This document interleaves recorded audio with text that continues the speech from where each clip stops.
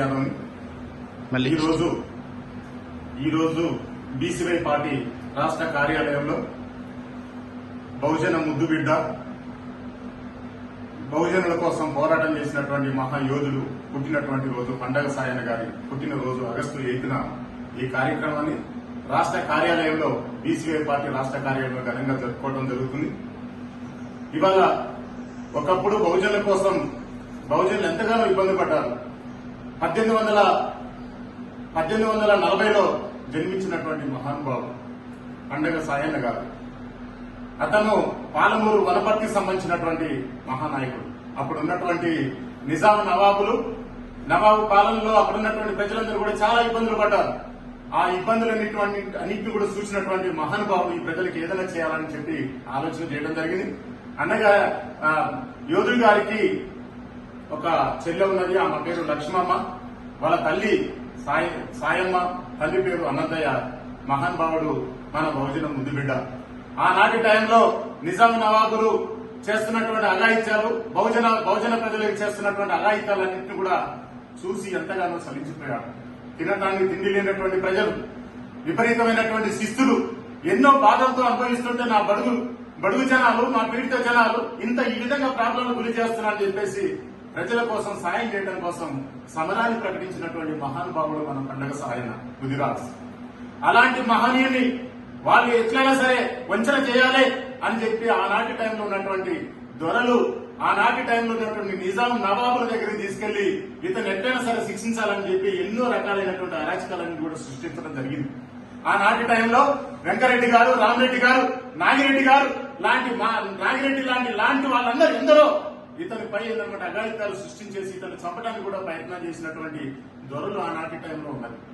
ప్రజల కోసం సాయం చేస్తున్నటువంటి వ్యక్తి, బహుజనుల కోసం ఏంటన్నమాట ఉద్యమం లేపుతున్నటువంటి వ్యక్తి, బహుజనులందరినీ కూడా ఐక్యం చేస్తున్నటువంటి వ్యక్తి. ఈ వ్యక్తి ఏనాటికైనా సరే మనకు ప్రాబ్లం అవుతుందని ఒక ఆలోచనతో ఏ విధంగా సంపాదన ఉద్దేశంతో నిజాం నవాబులతో అతని మీద కక్ష కట్టడం జరిగింది. ఆనాటి టైంలో వనపర్తిని పాలిస్తున్నటువంటి రాణి శంకరమ్మ ఇలాంటి మహనీయుడు ప్రజల కోసం సాయం చేస్తున్నటువంటి వ్యక్తి.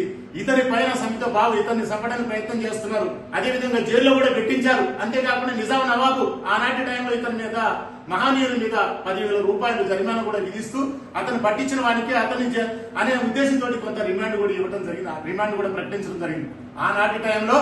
ఆనాటి టైంలో వనపర్తి రాణి అయినటువంటి శంకరమ్మ జైల్లో ఉన్నటువంటి పండగ సాయాన్ని బయటికి తీయడానికి 10,000 రూపాయలు అమౌంట్ కట్టి తీసుకురావాలనే ఉద్దేశంతో నిజాం నవాబు దగ్గరికి వెళ్లి మాట్లాడుతున్నటువంటి సమయంలో, మాట్లాడి బయటికి తీసుకొస్తున్నటువంటి సమయంలో ఆనాటి ప్రజలందరూ కూడా జైల్లో ఉన్నటువంటి మహనీయులు ప్రజలందరూ కూడా ఏకమైపోయి జైలు గోడలను బలగొట్టేసి బయటికి తీసుకురావడానికి ఎన్నో విధాలుగా మహనీయుల కోసం సపోర్ట్ చేయడం జరిగింది.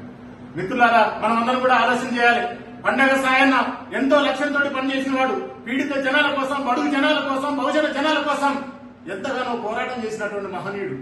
ఆనాటి టైంలో జ్యోతిరావు పూలే లాంటి వాళ్ళు, అదేవిధంగా శాఖల ఐలం లాంటి వాళ్ళు మహనీయులందరూ మన కోసం పోరాటం చేశారు. సాహు మహారాజు లాంటి వాళ్ళు ఎందరో మన కోసం పోరాటం చేశారు. అలాంటి దగ్గర చెందినటువంటి మహనీయులు.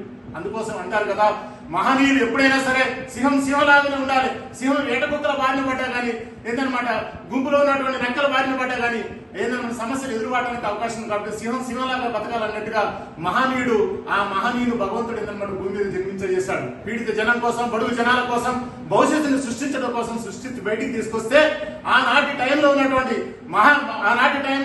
మూర్ఖులు, దొరలు ఇతను ఏందన్నమాట చంపడం జరిగింది.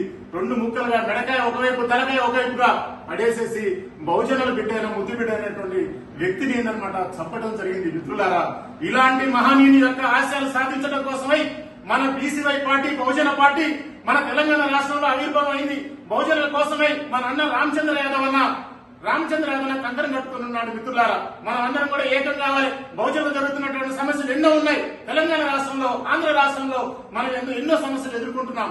అన్నగారు యువకుల మీద గాని, తర్వాత మహిళల మీద గాని, నిరుద్యోగ సమస్యల మీద గాని, రైతుల సమస్యల మీద గాని, బహుజన జనాలు జరుగుతున్నటువంటి సమస్యల మీద ఎంతగానో పోరాటం చేస్తున్నటువంటి మహనీయుడు మన శ్రీకృష్ణ భగవానుడు ఇప్పుడు మనకి ఈ తెలంగాణ రాష్ట్రంలో ఆవిర్భించడం జరిగింది. మిత్రులారా, మన బీసీవై పార్టీ గత సంవత్సరంలో కూడా 42 స్థానాలు పోటీ చేశారు.